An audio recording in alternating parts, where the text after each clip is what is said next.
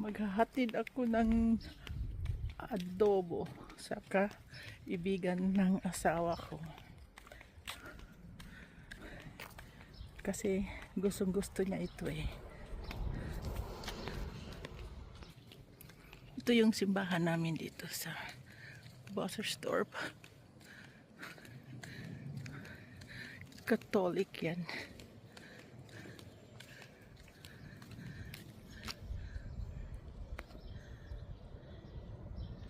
Meron kaming bridge dito.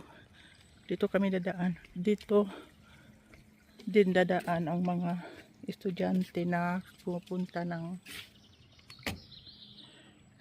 school. Ito yung river namin doon dito.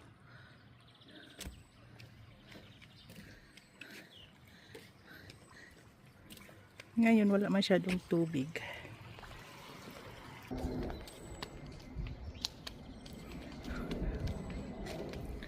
Itong barangay namin, normally sa ibang city na to, kasi more than 10,000 na yung mga tao nakatira dito, pero hindi pa nila dineclare mag-i-stay ata ngayon ng barangay. Dito kami sa forest mag trekking para sa health natin. Ito yung dadaanan namin. Sobrang angatin siya, kaya nakakahingal, pero okay lang yan. Dito lang yan sa barangay namin, sa village namin na may forest. Ganito yung forest dito, green na green. At ang dami pang mga ibon. Pag narinig nyo yan, ibon yan nagtatahol dyan.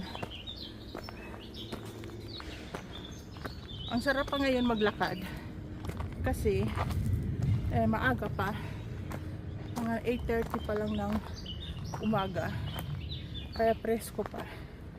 Mamayang hapon, init na ito masyado, kaya enjoy our hiking. Ito sa Switzerland, pag naglakad ka sa forest, Morgan, yan ang ipapalo mo para hindi ka mawala. Tapos sa totoo lang, ang akala ng lahat sa Pilipinas lang ang may mosquito.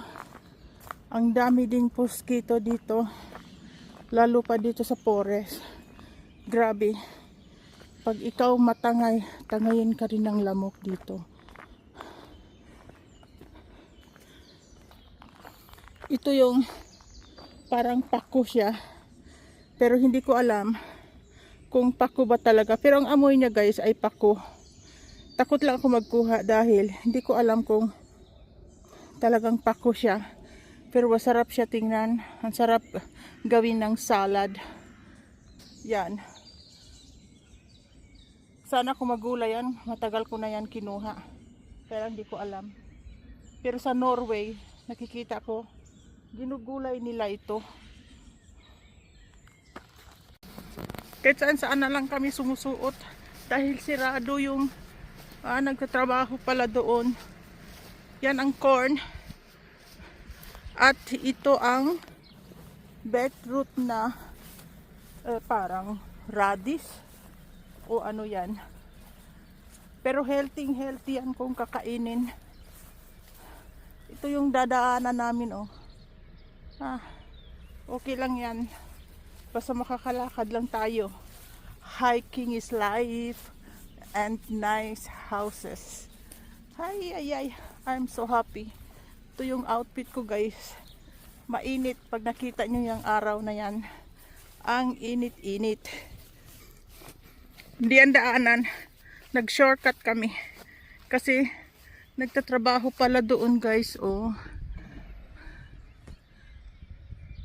Doon, nagbubuldos pala sila. Ano kayang gagawin nila? Ganyan ang beetroot na radish.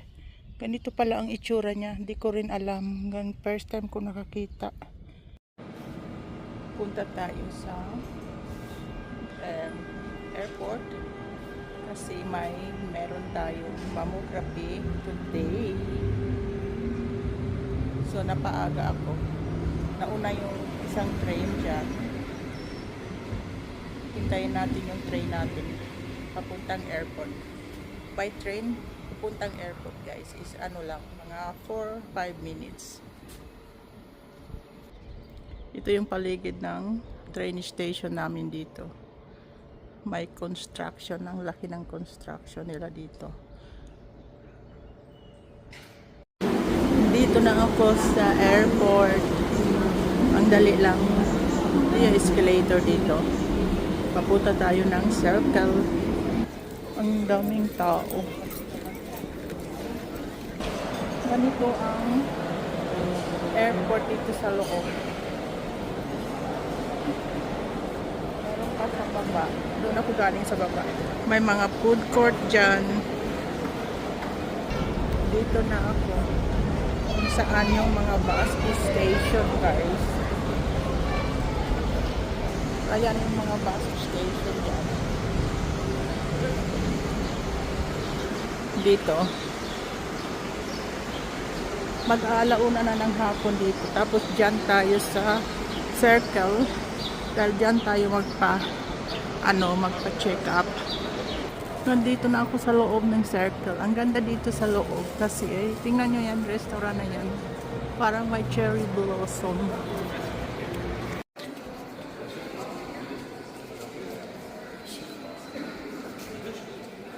Papunta na ako sa circle sa taas. 15 minutes. So dito tayo akyat sa hagdanan. Ang ganda naman dito guys.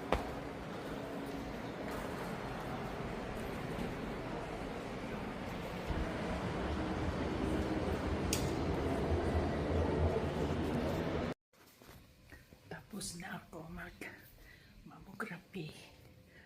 Uwi na ako. Uwi na tayo.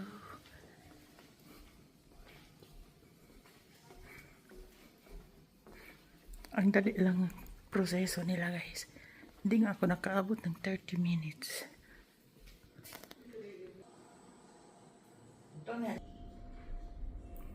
Dito talaga ako sa baba. Ngayon babalik tayo dyan sa exit. Grabe ang init. Pero ito yung ano nila guys dito. Baba tayo dito.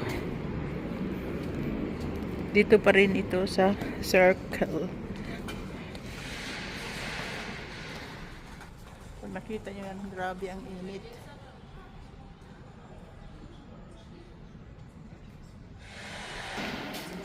Ganito yung ano nila design dito sa taas. Ang ganda. Tapos meron silang upuan dyan. Pwede ka umupo. Magdala ng picnic. Tapos kahoy nila. Ang ganda. May canteen sila dito. Yan. Ang canteen nila. Ang dami dito mga canteen guys sa loob.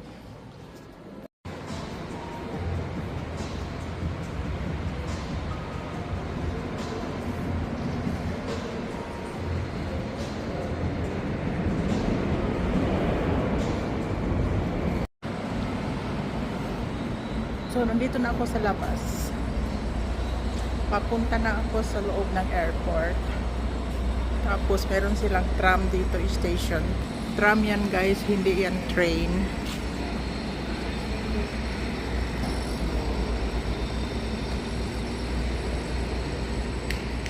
Bye-bye!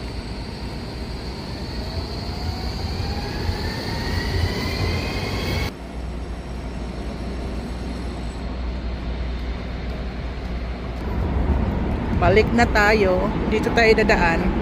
Ito para ito sa mga blind people. Para alam nila kung saan sila maglakad.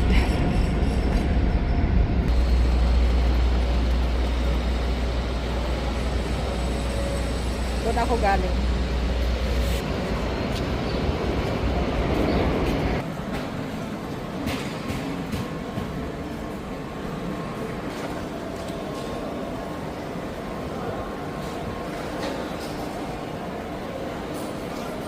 Dito na ako sa baba. Maghintay ako dito ng train. Ang daming tao kasi bakasyon na. Malami yung mga bakasyon ng school dito.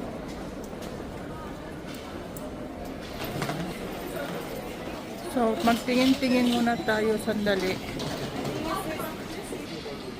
Meron dyan yung grocery. Pwede tayo mamili dyan ng pagkain o ano-ano. Ay, meron na pala sila dito ng Rosenbach. Ganyan. Meron na pala dito. Ay, nag-iba na yung airport ngayon dito, guys.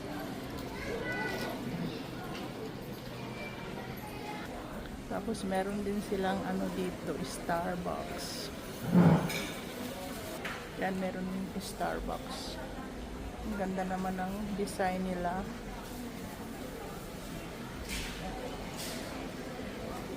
Nag-iba na yung design nila dito. Nagbago na. Tapos yan ang bilihan ng ticket dyan. Yung ano, mahaba ang biyahe. Pwede ka bumili ng ticket doon. Parang lumiit yung airport.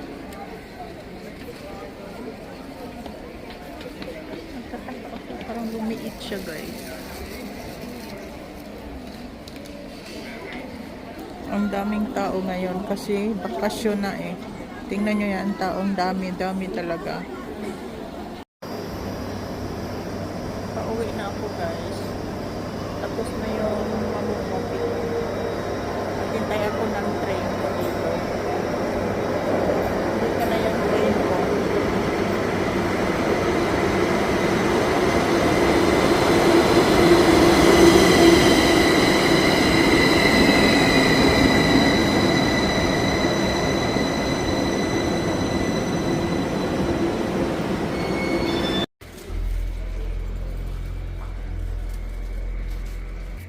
Grabe ang init.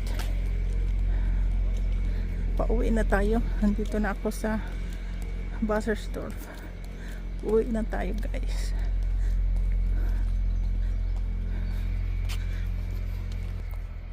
Ito yung station namin. Yung kalsada inaayos. Ganun ang kalsada namin. Inaayos siya. Pahinga tayo dito kasi ang init. Yung tumatagos sa balat yung init. Grabe. Ganito na yung itsura ngayon. Matagal pa yan matapos yung construction dito. Kasi inaayos talaga nila. Akala ko kasi sa Pinas lang ang mainit. Dito din pala. Wala na tayong magawa. Dahan-dahan at inom ng maraming tubig. Meron din dito bamboo. Yan. Tinanim talaga. Pero yung puno niya nilagyan ng plastic para hindi siya mag-spread kung saan-saan.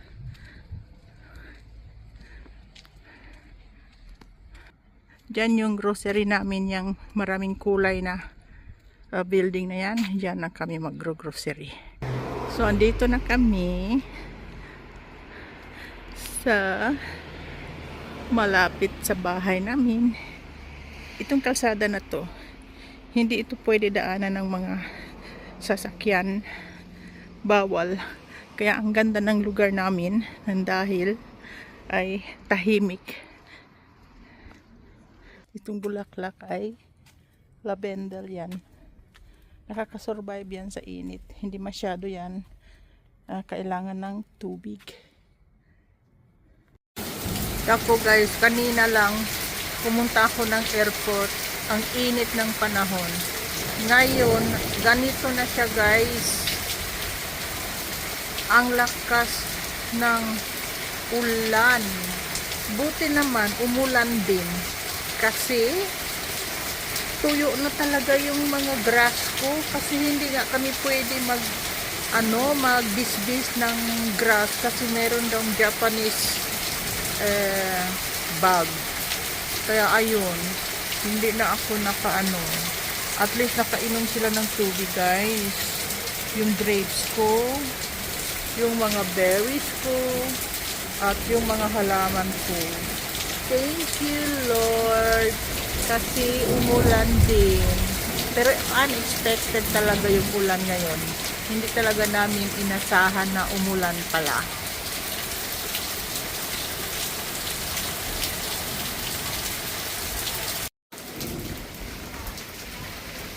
Ang hangin niya guys, pag nakita niyo, wow, grab yung hangin.